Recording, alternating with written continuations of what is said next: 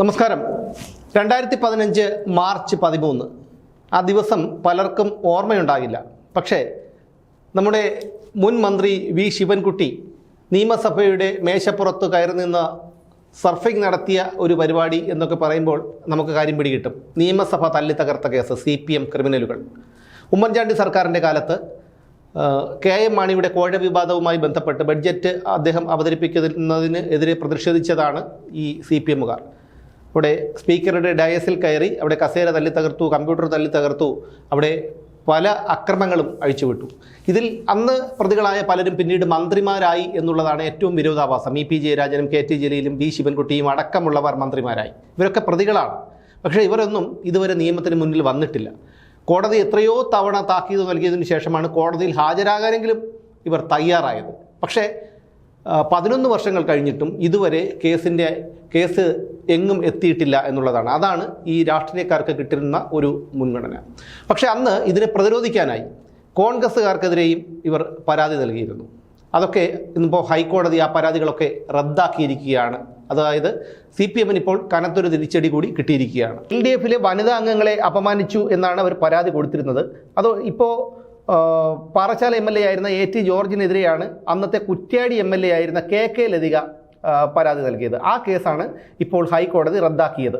Appeal നൽകിയില്ലെങ്കിൽ LDF നേതാക്കൾ പ്രതികളായ നിയമസഭാ കയ്യാങ്കളി കേസിൽ മാത്രം ഇനി വിചാരണ നടക്കും. അപ്പീൽ നൽകുമോ എന്നുള്ള കാര്യത്തിൽ നമുക്ക് വ്യക്തതയില്ല. കാരണം CPM എന്നുള്ള പാർട്ടി ചതഞ്ഞ് കിടക്കുകയാണ്, ജീർണിച്ച് കിടക്കുകയാണ്. അതുകൊണ്ട് തന്നെ ഇനി അപ്പീലിന് പോകുമോ എന്നുള്ള കാര്യത്തിലൊന്നും വ്യക്തതയില്ല. AT ജോർജ് നൽകിയ ഹർജി അനുവദിച്ചുകൊണ്ടാണ് ഇപ്പോൾ ഹൈക്കോടതി ഈ കേസ് റദ്ദാക്കിയിരിക്കുന്നത്.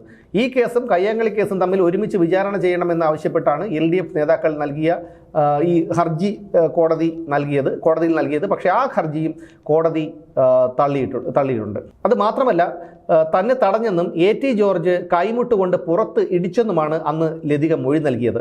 ആരോപണങ്ങൾ ശരിയായാൽ പോലും പരിക്കേൽപ്പിച്ചതിനോ സ്ത്രീത്വത്തെ അപമാനിച്ചതിനോ ഉള്ള വകുപ്പുകൾ പ്രകാരം കേസ് മുന്നോട്ട് കൊണ്ടുപോകാൻ കഴിയില്ലെന്നാണ് ഇപ്പോൾ കോടതി വ്യക്തമാക്കിയിരിക്കുന്നത്. എന്തായാലും ഈ കേസ് ഇനി സെപ്റ്റംബർ 16 തീയതി തിരുവനന്തപുരം CJM കോടതി പരിഗണിക്കുന്നുണ്ട്.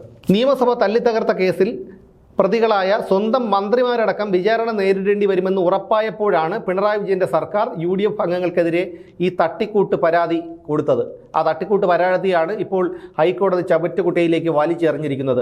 അടിപിടി ഉണ്ടാകുമ്പോൾ ഒരു കക്ഷി കേസ് കൊടുത്താൽ പിന്നാലെ എതിർകക്ഷിയും പരാതി നൽകി കൗണ്ടർ കേസ് രജിസ്റ്റർ ചെയ്യുന്ന ഒരു രീതിയുണ്ട്. അതാണിപ്പോൾ നമ്മുടെ പിണറായി സർക്കാർ പരീക്ഷിച്ചുകൊണ്ടിരുന്നത്. ഒടുവിൽ അത് ഒത്തുതീർപ്പിലേക്ക് എത്തിക്കാമെന്നൊക്കെ അവർ പ്രതീക്ഷിച്ചു. പക്ഷേ അതെല്ലാം ചീറ്റിപ്പോയ ഒരവസ്ഥയിലാണ്.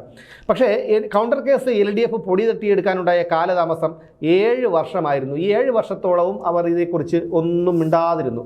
ഗീതാഗോപിയുടെ പരാതിയിൽ പ്രതിയാക്കപ്പെട്ട MA വാഹിദിനും K ശിവദാസൻ നായർക്കും ഡൊമിനിക് പ്രസന്റേഷനുമെതിരായ കേസുകൾ 2 വർഷം മുമ്പ് തന്നെ ഹൈക്കോടതി റദ്ദാക്കിയിരുന്നു.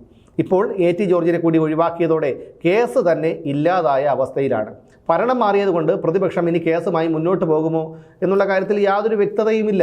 ഉമ്മൻചാണ്ടി സർക്കാരിൻ്റെ കാലത്ത് ബാർക്കോഴ സംഭവത്തിൽ ആരോപണ വിധേയനായ അന്നത്തെ ധനമന്ത്രിയായിരുന്ന KM മാണിയെ തടയാൻ ശ്രമിക്കുന്നതിനിടയിൽ നിയമസഭയിലുണ്ടായ സംഘർഷമാണ് ഈ കേസിൻ്റെ എല്ലാം മൂലകാരണമായിട്ടുള്ളത്. മുൻ മന്ത്രിമാരായ ശിവൻകുട്ടിയും KT ജലീലും EP ജയരാജനും പിന്നെ മുൻ MLAമാരായ K കുഞ്ഞമ്മദ്, CK സദാശിവനും K അജിത്തുമൊക്കെയാണ് ഈ കേസിൽ വിചാരണ നേരിട്ടുകൊണ്ടിരിക്കുന്നത്. കേസ് റദ്ദാക്കാൻ സുപ്രീം കോടതി വരെ ഇവന്മാർ പോയിട്ടുണ്ട്. പക്ഷേ ഒരു ഫലവും ഉണ്ടായിട്ടില്ല. CJM കോടതിയിൽ വിചാരണ ആരംഭിക്കുകയും ചെയ്തു. കേസ് LDFന് വലിയ തിരിച്ചടിയാകുമെന്ന് വന്നതോടെയാണ് MLAമാർ ആക്രമിച്ചിട്ടും അവരെ പ്രതി ചേർത്തിട്ടില്ലെന്ന ഇടതു വനിതാ നേതാക്കളുടെ പരാതി പിണറായി സർക്കാർ പൊടി തട്ടിയെടുത്തത്. പരാതിയിൽ അന്വേഷണം നടത്തിയ പോലീസിന് കാര്യമായി മുന്നോട്ട് പോകാനും കഴിഞ്ഞിരുന്നില്ല. കാരണം ഇതൊരു കള്ളക്കേസാണെന്നുള്ള കാര്യം എല്ലാവർക്കും അറിയാവുന്ന ഒരു കാര്യമായിരുന്നു. അത് ദൃശ്യങ്ങളടക്കം നമ്മൾ കണ്ടതാണ്. പക്ഷേ ഒരു കൗണ്ടർ കേസ് കൊടുത്ത് ഇതിനെ ഒരു ഒത്തുതീർപ്പിലെത്തിച്ച് നമ്മുടെ ശിവൻകുട്ടിക്കും ജലീലിനും ഒക്കെ രക്ഷപ്പെടാം എന്നുള്ള ഒരു ധാരണയാണ് ഇതോടുകൂടി പൊളിഞ്ഞു പോയത്. എന്തായാലും CPMനെ സംബന്ധിച്ചിടത്തോളം ഇപ്പോൾ ഒരു പരിഹാസപാത്രമായി ജീവിക്കുകയാണ് കേരളത്തിൽ. അവരുടെ നേതാക്കളും അതുപോലെ തന്നെയാണ്. എന്തായാലും ഹൈക്കോടതിയിൽ നിന്ന് ഇപ്പോൾ ഈ കിട്ടിയിരിക്കുന്ന തിരിച്ചടി CPMനെ സംബന്ധിച്ചിടത്തോളം വലിയൊരു തിരിച്ചടി തന്നെയാണ്. എന്തായാലും ഇനി വിചാരണ നേരിടേണ്ടി വരുന്നതോടുകൂടി ശിവൻകുട്ടിയൊക്കെ അവരുടെയൊക്കെ അവസ്ഥ എന്താകുമെന്നുള്ളതാണ് നമുക്ക് കണ്ടറിയേണ്ടത്. പക്ഷേ വലിയ മുതിർന്ന നേതാക്കളായതുകൊണ്ട് തന്നെ ഇവരൊന്നും ജയിലിലൊന്നും പോകില്ല. ഇതൊക്കെ കണ്ട് നമുക്ക് വാർത്തകളൊക്കെ വായിച്ച് രസിച്ച് ശിവൻകുട്ടി ജയിലിലേക്ക് പോകും, ജലീൽ ജയിലിലേക്ക് പോകും, EP ജയരാജൻ ജയിലിലേക്ക് പോകും എന്നൊക്കെ നമുക്ക് മനപ്പായസം ഉണ്ണാം എന്നുള്ളതല്ലാതെ ഇതിലൊന്നും സംഭവിക്കാൻ പോകുന്നില്ല എന്നുള്ളത് മറ്റൊരു വസ്തുത.